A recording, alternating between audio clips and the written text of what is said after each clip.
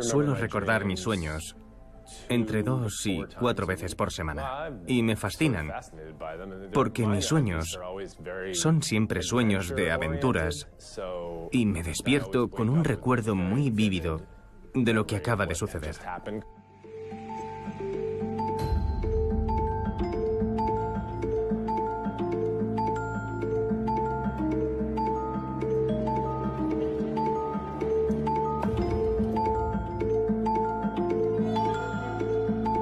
Me grabo a mí mismo y añado elementos al vídeo, cosas reales, nada de efectos especiales hechos por ordenador. Plastilina, pintura y papel. Así es como el animador Lawrence Becker reproduce sus aventuras nocturnas. Estos relatos oníricos, ya sean animados o simplemente anotados en cuadernos, son la materia prima de los investigadores de sueños. Yo no le digo a la gente que soy investigador de los sueños, porque cuando lo hago, las palabras que salen invariablemente de sus labios son: «Oh, yo he tenido un sueño increíble». Cada vez con más frecuencia, los científicos intentan desvelar lo que sigue siendo uno de los misterios más insondables de la humanidad. ¿De dónde vienen los sueños? ¿Por qué los fabricamos? ¿Por qué algunas personas recuerdan sus sueños y otras no? Ese enorme territorio no puede ser algo desconocido. Por definición, no podemos observar un sueño mientras sucede. No podemos tener un grupo de control que haga una cosa, otro grupo que haga otra cosa y comparar los sueños de los dos grupos. Esta gran dificultad ha disuadido a los científicos, pero los avances en la imagen médica están cambiando la situación. Cada vez con más precisión sabemos dónde y cuándo se producen nuestros sueños, hasta el punto de que los médicos y los psicólogos los integran en sus diagnósticos y sus pacientes aprenden a controlarlos mejor. ¿Qué influencia tienen nuestros sueños y pesadillas sobre nuestra vida en la vigilia? Y a la inversa, ¿cómo podemos modificarlos? ¿Podremos algún día descodificarlos o desvelar su sentido oculto? Eso es lo que se espera de esta nueva ciencia.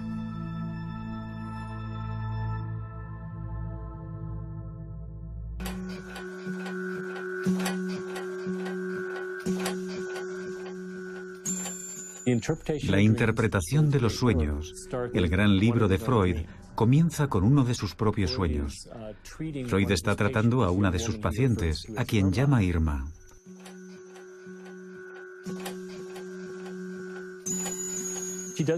Irma no parece encontrarse bien, y el sueño termina cuando decide administrarle una especie de suero o medicamento. Cuando Freud se despierta, piensa que ha tenido ese sueño debido a su estado de inquietud. Y se pregunta por qué el tratamiento que está utilizando con Irma en la vida real no funciona. El deseo insatisfecho de su sueño es que, cualquiera que sea la causa de la enfermedad de la mujer, no es por su culpa. A comienzos del siglo XX, el neurólogo vienés Sigmund Freud publica La interpretación de los sueños, un trabajo de una resonancia colosal en el que desarrolla su famosa teoría del psicoanálisis. Era la primera vez que un médico decía que tenía interés en estudiar los sueños. Había psicólogos que se interesaban, había filósofos también, pero a Sigmund Freud se le atribuye el mérito de que los médicos comenzaran a pedir a sus pacientes que les contaran sus sueños. Freud creía que los sueños son la expresión de nuestros deseos inconscientes y que cuando nos vamos a dormir por la noche, nosotros vivimos en el mundo cotidiano civilizado y nuestros anhelos y deseos más primitivos y nuestras pulsiones animales debemos mantenerlos bajo control. Pero cuando nos vamos a dormir por la noche, nuestro control disminuye y esos deseos entran en acción. Un siglo más tarde, el psicoanálisis sigue siendo una referencia para muchos psiquiatras y psicólogos, pero cada vez más investigadores se atreven a cuestionarla.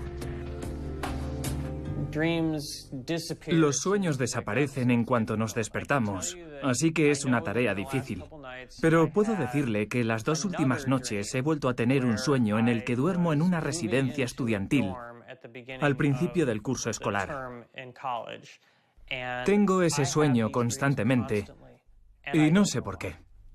Me resulta muy frustrante que mis sueños sean en periodos estresantes y que siempre intente resolver un problema que no existe. Eso me irrita cuando me despierto, porque he hecho un esfuerzo enorme para resolver un problema que no es real.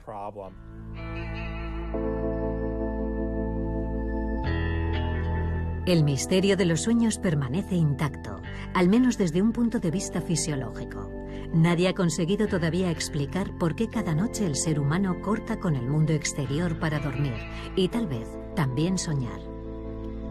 ¿Por qué durante 7 horas de 24, casi una tercera parte de nuestra vida, nuestros ojos están cerrados, nuestra respiración se ralentiza y nada nos permite adivinar qué es lo que ocurre en nuestra mente?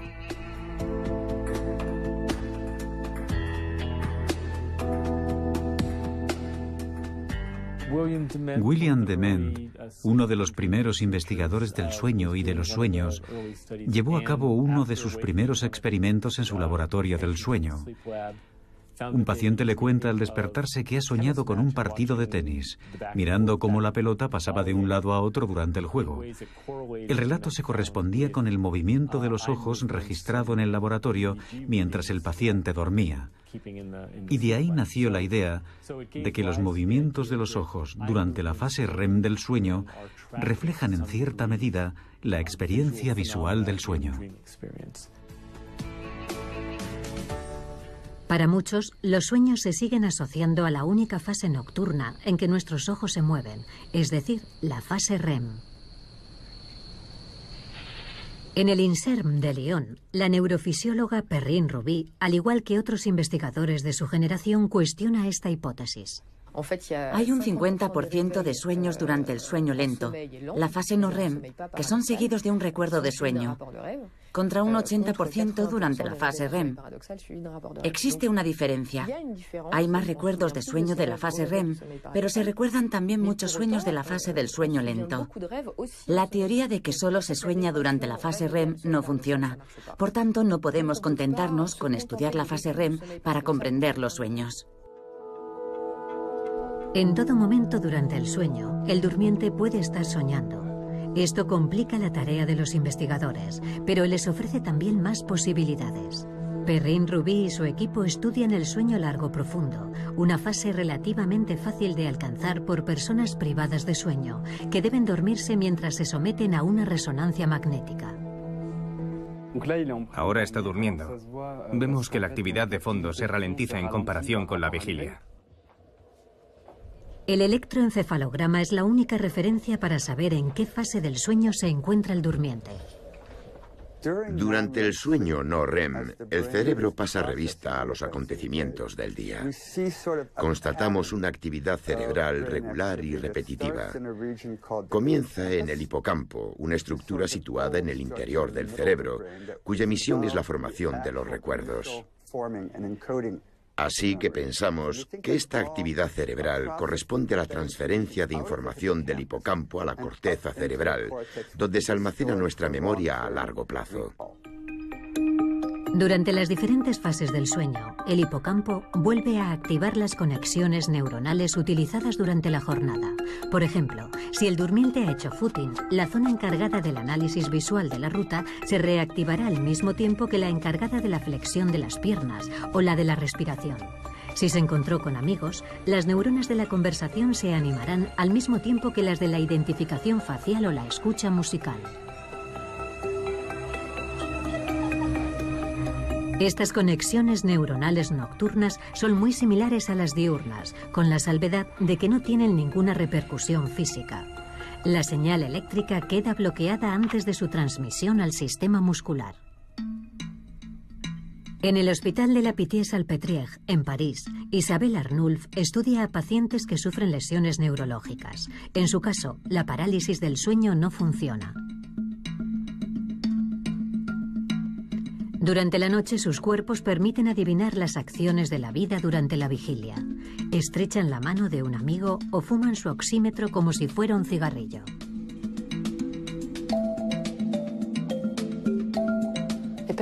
Las personas que exteriorizan sus sueños son muy valiosas porque tenemos el sueño mientras se está desarrollando. Así que podemos evaluar la duración, por ejemplo, y descartar la idea de que los sueños tienen una duración distinta a la realidad, que son más lentos o que un infinito transcurre en un segundo. La gente que muestra esos comportamientos lo hace a la misma velocidad que en la realidad.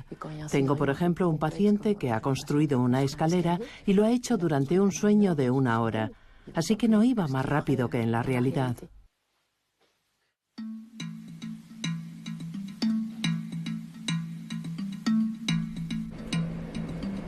Esta continuidad entre vida de vigilia y vida soñada constituye una de las hipótesis más comúnmente aceptadas por los investigadores. Hubo un participante que tuvo un sueño muy interesante durante la resonancia magnética, mientras dormía. Uno de los ciervos de la pradera, de detrás del centro, venía a golpear en la ventana con las patas para comer con nosotros. Comía con nosotros y luego era el ciervo quien le llevaba a la resonancia magnética.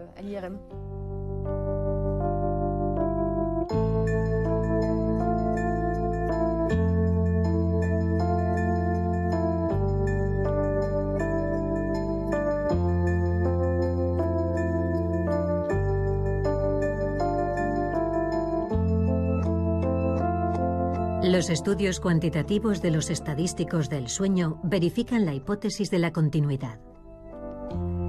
En Estados Unidos, Adam Snyder y Bill Domorf han creado el Dream Bank o Banco del Sueño, una base de datos de sueños consultable en Internet. Su punto de partida se encuentra en esta caja: 1000 sueños de referencia titulados Las Normas. Las normas de Hall van de Kassel fueron recopiladas entre finales de los años 40 y principios de los 50. 100 hombres y 100 mujeres proporcionaron cada uno de ellos 5 sueños a los investigadores, de modo que hay 500 sueños de hombres y 500 sueños de mujeres. Y los llamamos las normas, porque pensamos que se trata de muestras perfectamente normales, en su mayor parte de hombres y mujeres en edad universitaria. Cada vez que nosotros o alguien hace un estudio sobre otro grupo, lo comparamos con las normas, y apenas hay diferencias. Así que con el paso del tiempo, cada vez tenemos más confianza en las normas.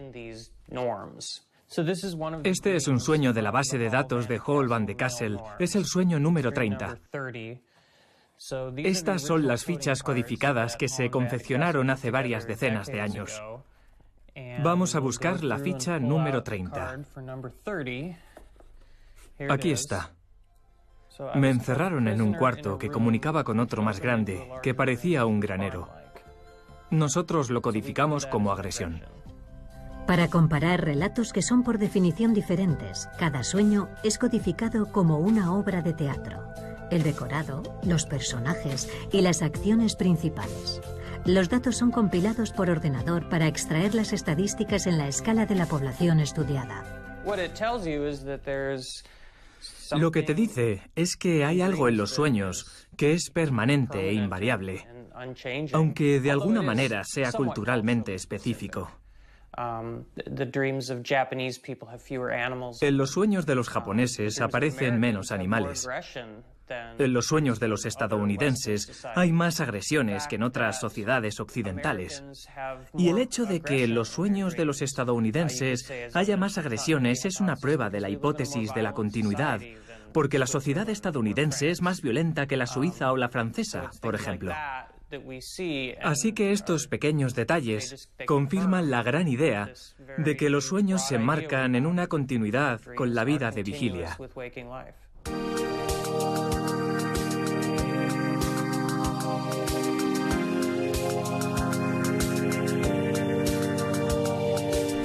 Cada noche, nuestros sueños reconectan con los lugares, los rostros y las acciones que están ya presentes en nuestra memoria.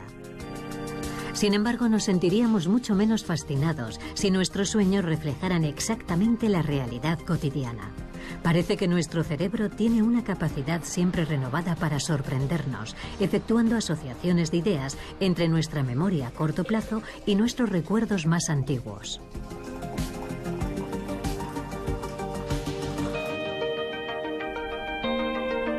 Los sueños del animador Lawrence Becker están sin duda más inspirados en su pasión por los cómics que en su vida cotidiana en Brooklyn.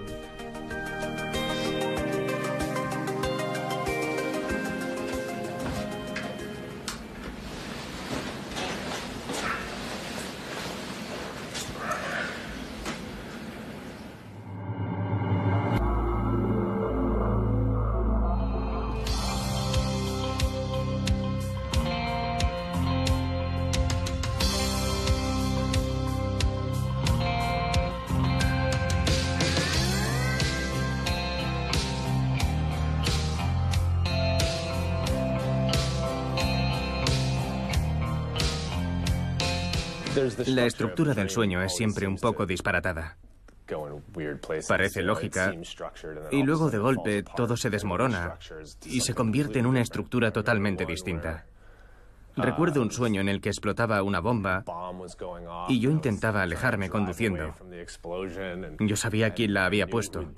Era un trabajo interno del gobierno. Era un plan perfectamente elaborado. Pero de repente todo cambiaba y me encontraba nadando con una rana o cualquier otra cosa que no tenía nada que ver. No suelen durar.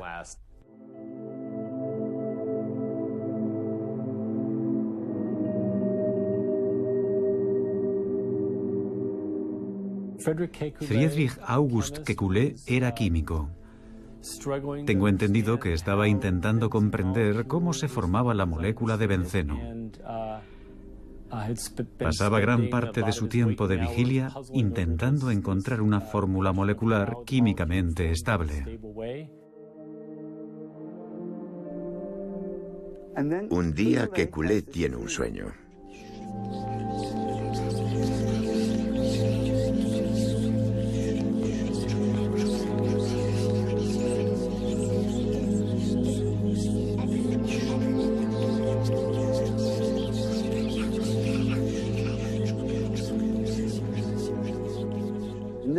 En el sueño ve a una serpiente tragándose su propia cola.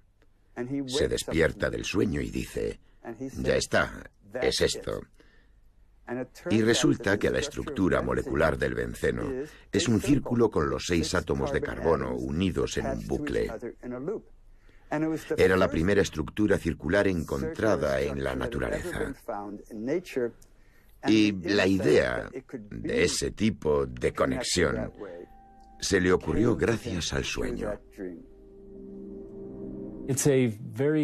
Es un ejemplo muy claro de cómo la mente de una persona, cuando se encuentra en estado de vigilia, puede chocar contra un muro y no ser capaz de encontrar la solución a un problema.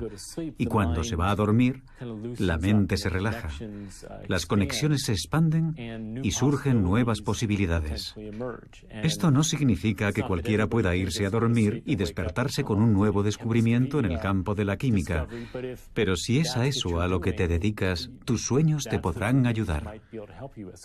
Decimos, voy a consultarlo con la almohada, y por la mañana nos despertamos y tenemos la respuesta. No sabemos por qué tenemos la respuesta, pero la tenemos. Nosotros pensamos que esto se debe al proceso de codificación de la memoria. El cerebro recoge estos grandes volúmenes de información e intenta reducirlos a una simple respuesta. Para Robert Stickgold, pionero en la ciencia de los sueños en Estados Unidos, el secreto de esta creatividad desbordante hay que buscarlo en el sueño paradójico. Cuando estamos en la fase REM del sueño, la parte del cerebro cuyo papel durante la vigilia es organizar los recuerdos e ir a buscarlos, la corteza prefrontal está prácticamente inactiva, lo que explicaría que nuestra actividad cerebral durante el sueño paradójico sea totalmente desorganizada.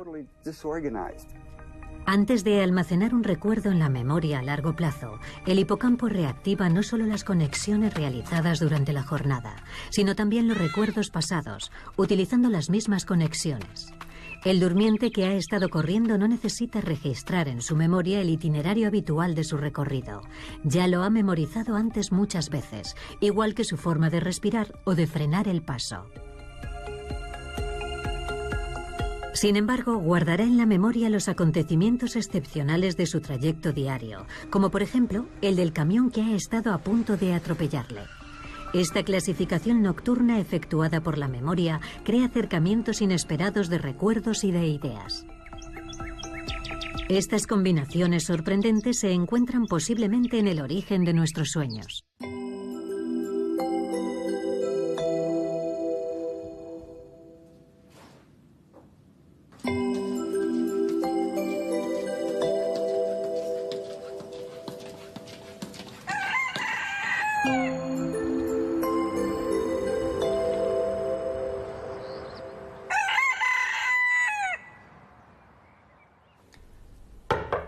¿Remy?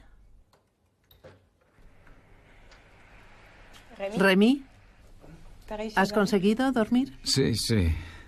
¿Has conservado algo al despertarte? Oh, no. ¿No has soñado nada? Muy bien.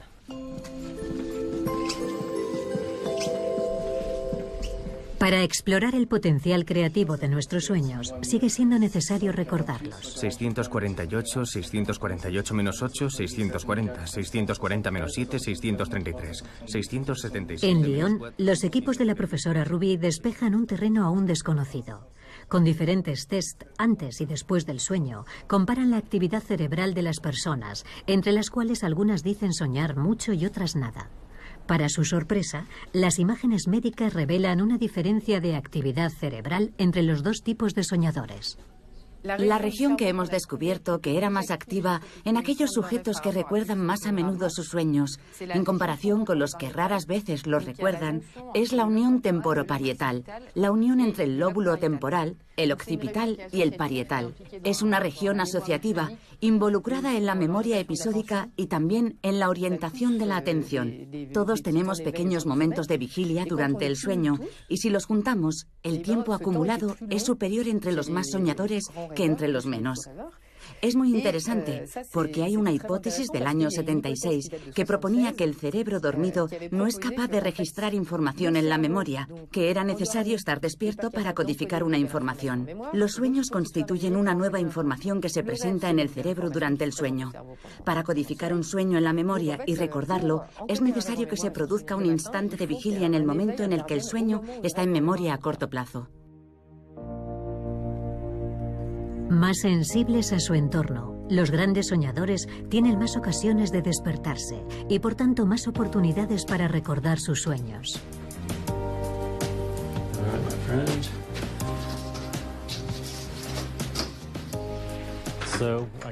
Aquí es donde guardo mis diarios de sueños. Están todos aquí. Se remontan al año 1981. Estos son los más recientes. Ahora tengo un enfoque más sistemático. Utilizo siempre los mismos. Los tengo en mi mesilla de noche y al despertarme escribo aquello que recuerdo. Y más tarde, a lo largo del día, lo paso todo a mi ordenador. Alguien que raras veces recuerda sus sueños puede empezar a elaborar un cuaderno de sueños. Lo pone al lado de la cama y todas las mañanas cuando se despierta, incluso cuando no haya soñado, y esto es muy importante, todas las mañanas cuando se despierta escribe: hoy no he soñado. Vaya, hoy no he soñado. Al cabo de 2 semanas de haber empezado el cuaderno de sueños, aumentarán ostensiblemente los recuerdos de los sueños por la mañana. Como si hubiera un componente de atención a la actividad cognitiva en marcha durante el sueño que le permite recordar mejor. No conocemos el mecanismo, sin embargo, funciona muy bien. Los diarios de sueños son la mejor fuente de reflexión sobre los sueños, ya que a menudo corresponden a experiencias vividas por un individuo. Y con el tiempo, el diario se convierte en una especie de comentario continuo que se superpone a los recuerdos de una persona sobre un período determinado de su vida. Este es un sueño en el que estoy leyendo algo acerca de los osos polares y de repente aparecen osos polares, pero también un puma y un lobo sobre una roca nevada. Me encuentro en una situación en la que debo matar al oso polar y luego experimento un sentimiento de culpabilidad terrible. Me sentía indignado conmigo mismo. En aquella época, yo buscaba formas de luchar contra mi propia agresividad.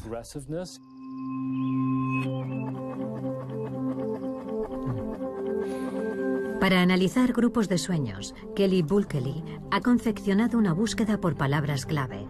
La utiliza para encontrar similitudes entre sus sueños, pero también con los sueños de la base de datos del Banco de Sueños de Adam Snyder. 29.961, así que cerca de 30.000 sueños. Actualmente está colaborando con desarrolladores informáticos para crear aplicaciones destinadas al gran público, que permitirían recopilar los sueños de la población a gran escala. La posibilidad de que la gente registre y estudie sus sueños es muy estimulante. Ya contamos con la tecnología para recopilar sueños, no solo de forma individual, sino a gran escala entre la población. Si la gente se presta a ello, evidentemente, podríamos reunir fácilmente cantidades ingentes de contenido onírico, un contenido de sueños que tendrían un efecto en los propios individuos, pero sobre todo en los humanos de una manera colectiva. Me intriga mucho lo que eso podría revelarnos. A lo mejor la gente descubre que tiene los mismos sueños que sus vecinos, por ejemplo, o quizá muy diferentes. Esa toma de conciencia, si conseguimos llevar a cabo este estudio y compartimos los resultados con la gente, podría modificar potencialmente las relaciones sociales. La perspectiva es fascinante.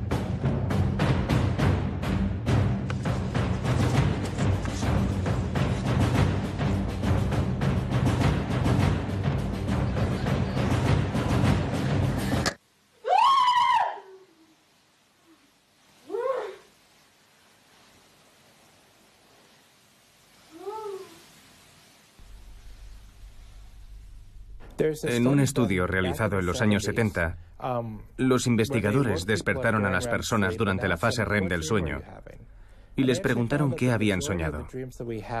Descubrieron que la mayoría de los sueños que tenemos son negativos, de modo que la gente que tiene sueños negativos con frecuencia son probablemente personas que se despiertan más a menudo que los demás durante el sueño. Pero eso no significa nada en términos de salud. Tener pesadillas no es un signo de fragilidad.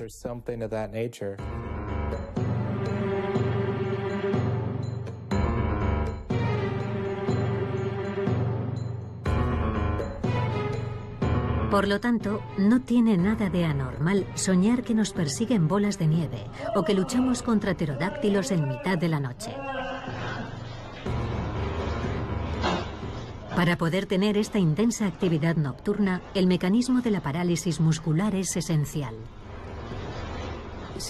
Cuando observamos a pacientes en los que el sistema no funciona o no funciona como debiera, es cuando realmente nos damos cuenta de lo importante que es permanecer inmóviles durante el sueño. El hecho de hablar no supone un problema importante. Podemos molestar al que duerme al lado o divulgar algún secreto, pero bueno, de hecho hay bastante gente que habla mientras duerme.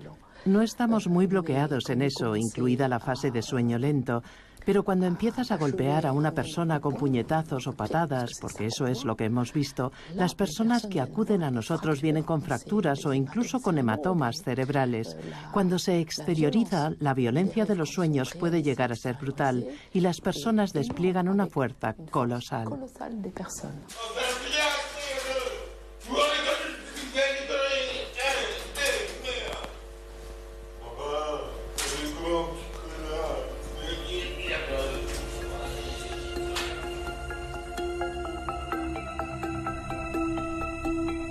La violencia que exteriorizamos durante la fase REM no va acompañada de un aumento en la frecuencia cardíaca, a diferencia de lo que ocurre durante la vigilia. Y todo se explica por la activación, junto con el hipocampo, de la amígdala, la sede de nuestras emociones.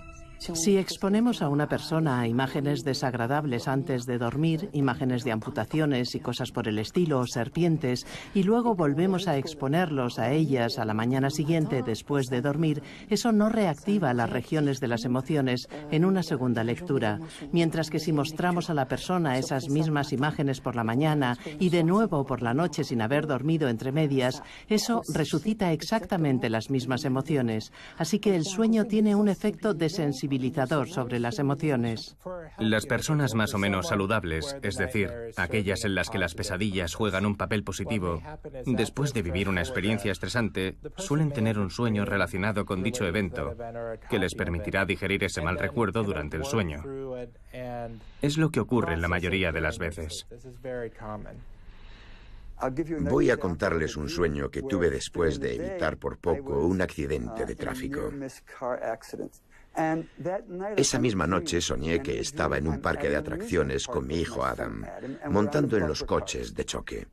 Mi hijo conducía y mientras chocábamos contra los otros coches, yo le decía, no me gusta, me siento disgusto, no quiero estar aquí. Y normalmente me gustan los coches de choque. Cuando me desperté, me eché a reír y pensé, acabo de soñar con el accidente que estuve a punto de tener. Pero en mi sueño no se hacía la menor referencia a ese recuerdo. Solo lo recordé una vez despertado. En el sueño ni siquiera lo relaciono con el accidente. Es como si estuviera soñando con ese accidente, pero mi cerebro me prohibiera activar ese recuerdo. Existe una teoría darwinista del sueño. Parte de la constatación de que los seres humanos tenemos un alto porcentaje de sueños negativos, más de 2/3 partes, en los que experimentamos pesadillas, sufrimos agresiones, debemos huir de algún peligro o se nos excluye. Se considera que la presencia de todos esos fenómenos en nuestros sueños se remonta quizá a la época en la que era útil simular, porque en el fondo son simulaciones, son tigres de papel en nuestra mente.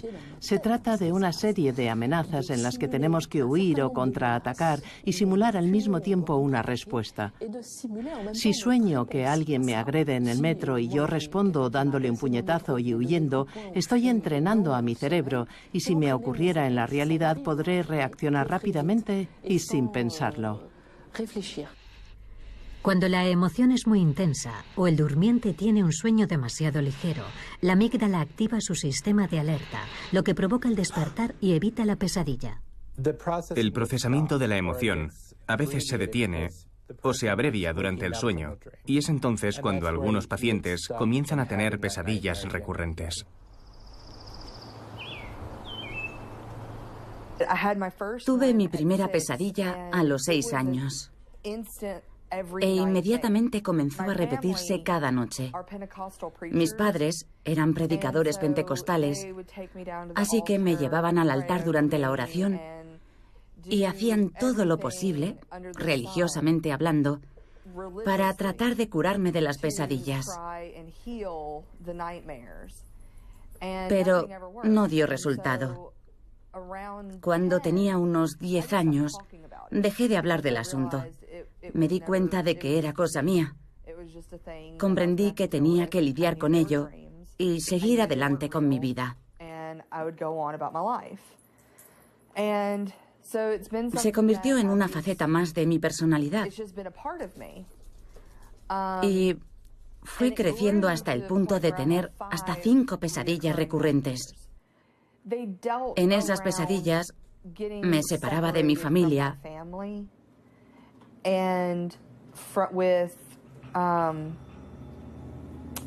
Y perdía todo el sentido de identidad. Por ejemplo, dejaba de verme a mí misma y era incapaz de encontrar a mi familia. Soñaba que se producían catástrofes naturales y yo los buscaba, pero nunca los encontraba. Eran sueños de ese tipo. Durante más de 20 años, Stacey Wigglesworth no le habló de sus pesadillas a nadie. Estaba agotada todo el tiempo. No podía concentrarme, especialmente en mis estudios. Era incapaz de adquirir o asimilar nuevos conocimientos. Para retener cualquier tipo de información, es necesario pasar por la fase REM del sueño. Y yo no conseguía pasar nunca de ese estadio. Así que me costaba convertir mis recuerdos a corto plazo en memoria a largo plazo. Las pesadillas recurrentes tienen un impacto muy importante sobre la vida de vigilia. Afecta a nuestra capacidad de pensar y procesar información. También afecta a nuestra capacidad de relacionarnos con los demás y disfrutar del presente.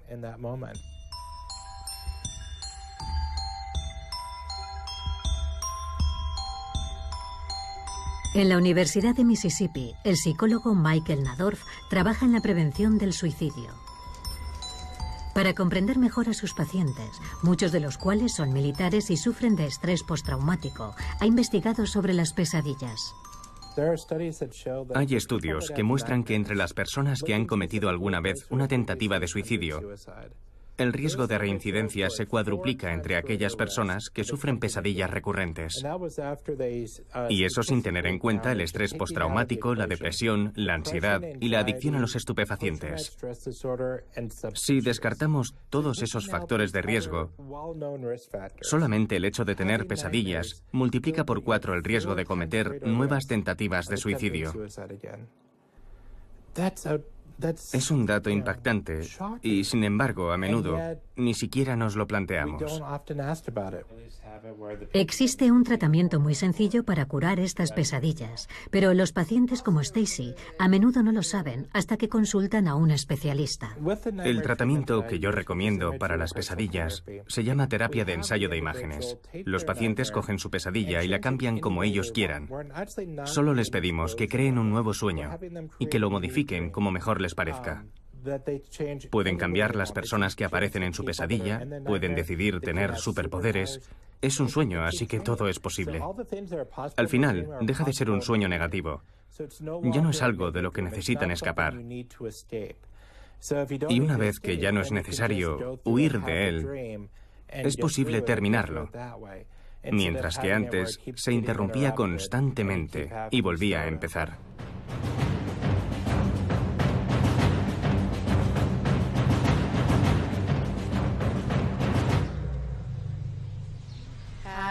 Una vez reescrito el guión de su sueño con un final feliz, el paciente visualiza las nuevas escenas.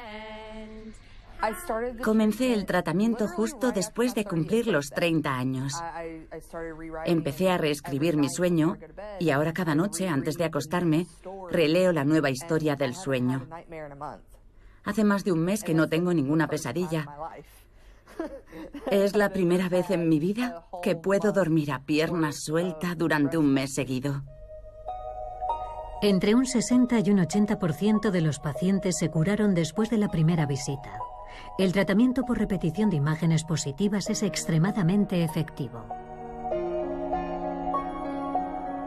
Si cambiar el curso de nuestras pesadillas es tan sencillo, ¿por qué no es igual de fácil asumir el control de nuestros propios sueños?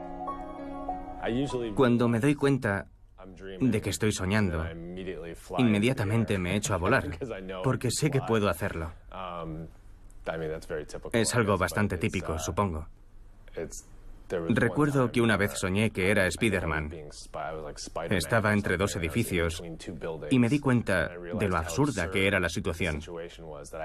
Sabía que tenía que ser un sueño porque estaba suspendido en el vacío, entre 2 edificios como Spider-Man.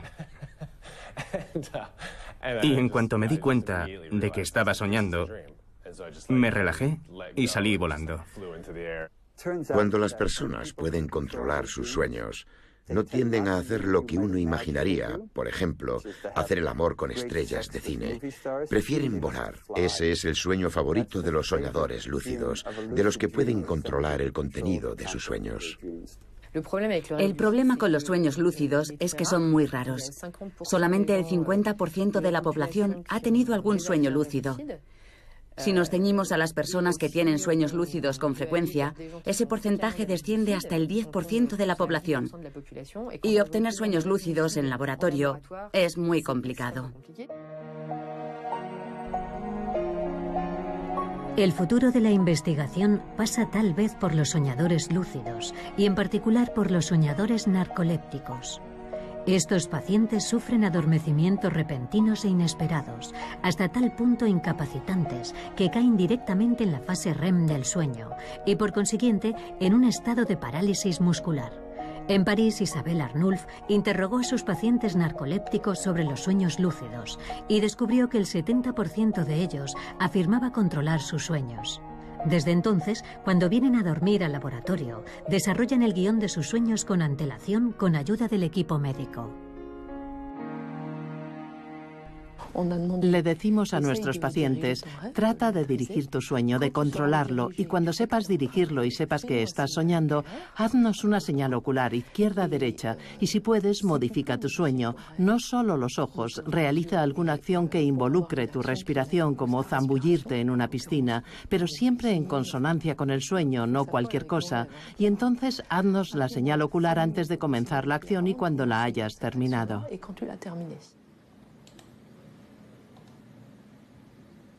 La persona está despierta y paulatinamente en 1 minuto o minuto y medio, en realidad bastante rápido, se duerme. Y vemos cómo el tono se detiene y entra directamente en la fase REM, y entonces nos hace la famosa señal ocular izquierda-derecha, izquierda-derecha.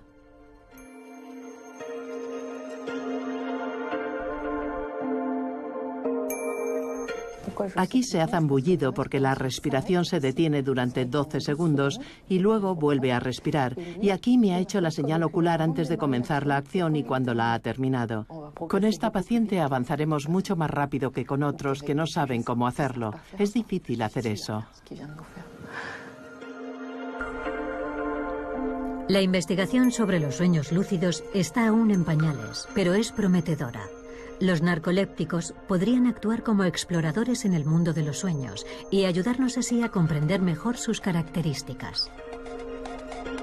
En la Escuela Médica de Harvard, los equipos del profesor Steve Gold investigan otras pistas. Controlar los sueños no es muy saludable, porque impedimos a nuestro cerebro hacer lo que quiere hacer. Ahora los investigadores más avanzados salen del cerebro y prefieren las simulaciones informáticas. Anna Shapiro ha programado una red neuronal artificial capaz de retener y organizar la información que se le suministra. Funciona en el ordenador con diferentes programas. Es una versión resumida de las interacciones que se producen en el cerebro, tal como lo conocemos. Conocemos el hipocampo, conocemos los neocórtex, sabemos que hay córtex cerebrales asociados y sabemos que están todos conectados y qué tipo de actividad hay entre ellos. La verdadera cuestión es, ¿podemos conseguir que nuestra red neuronal artificial adopte el mismo comportamiento que la de los seres humanos? Pedimos que retengan en la memoria determinados objetos y estudiamos cómo sus recuerdos cambian después del sueño.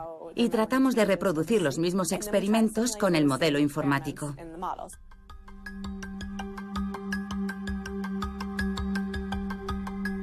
Para comparar al humano con la máquina, todavía nos falta lograr sumergir a la red artificial en un estado de sueño. Una forma de concebir el sueño es nuestra capacidad de procesar información de una manera más o menos útil, sin que haya ningún contacto con el entorno sensorial.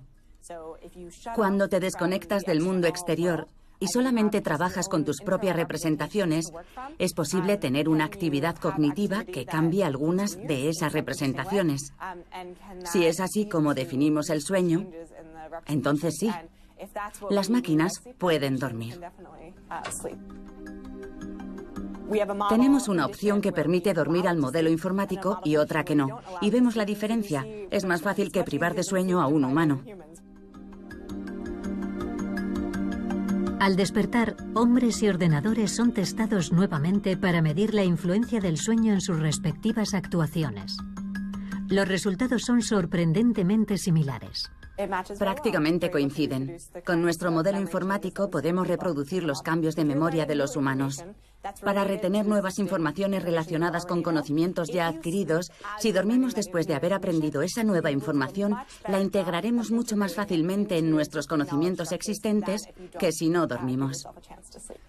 ¿Podemos hacer soñar a un ordenador? No, porque el sueño es en realidad un proceso consciente. Así que necesitaríamos ordenadores dotados de conciencia para conseguir hacerlos soñar. Ahora bien, podemos hacer que los ordenadores imiten la actividad cerebral subyacente que creemos que es el germen de los sueños en nuestro cerebro. No veo por qué no. Podemos hacer coincidir el comportamiento de un modelo informático con el comportamiento humano y también acceder a diferentes representaciones usadas por el modelo. Sería muy interesante comparar dichas representaciones con las utilizadas por el cerebro humano. Estamos estudiando a sujetos con resonancia magnética antes y después del sueño para ver si los cambios de su actividad cerebral se corresponden con los que podemos predecir con la ayuda del ordenador.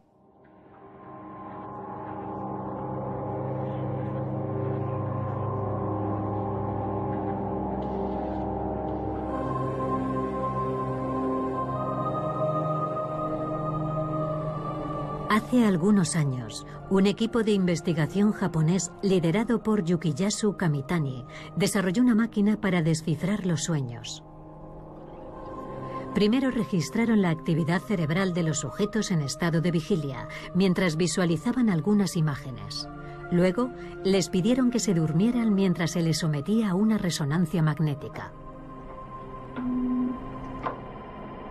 ¿Recuerda alguna imagen? Sí. ¿Qué ha visto? Un avión a punto de despegar. ¿Sí? El depósito tenía una fuga y he salido corriendo. ¿Suele ver imágenes como esas? A veces. Bien, vuelva a dormir. Unos minutos más tarde... ¿Recuerda alguna imagen? Había dos hombres armados con cuchillos. ¿Dos hombres con cuchillos? De acuerdo, puede volver a dormirse. Comparando la actividad cerebral en estado de vigilia con las imágenes y la actividad en estado de sueño, los investigadores intentaron predecir los sueños de los durmientes. En el 90% de los casos conseguían establecer si el sueño en estadio 1 que había tenido el sujeto tenía como contenido mayoritario objetos o personajes.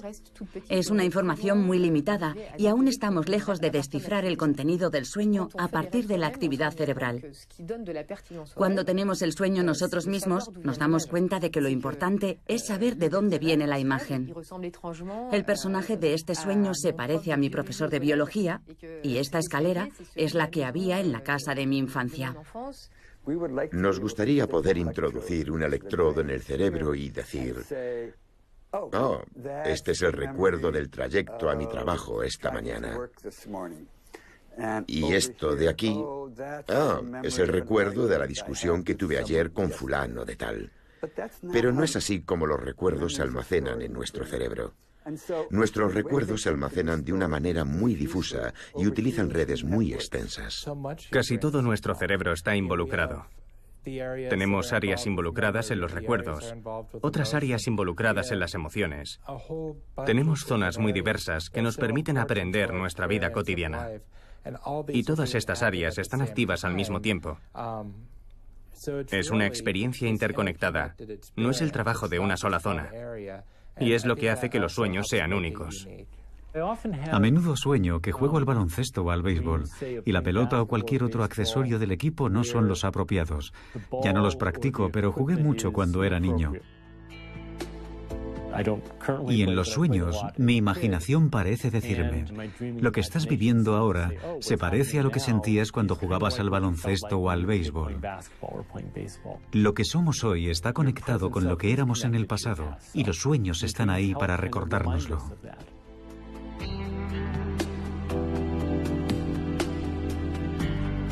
La ciencia de los sueños confirma que nuestros sueños son, sobre todo, una experiencia íntima. Cada persona es libre de prestarles atención o de ignorarlos, de compartirlos o de guardarlos para sí y de intentar o no influir en ellos. En todos los casos, nos ofrecen claves enormemente valiosas para conocernos mejor.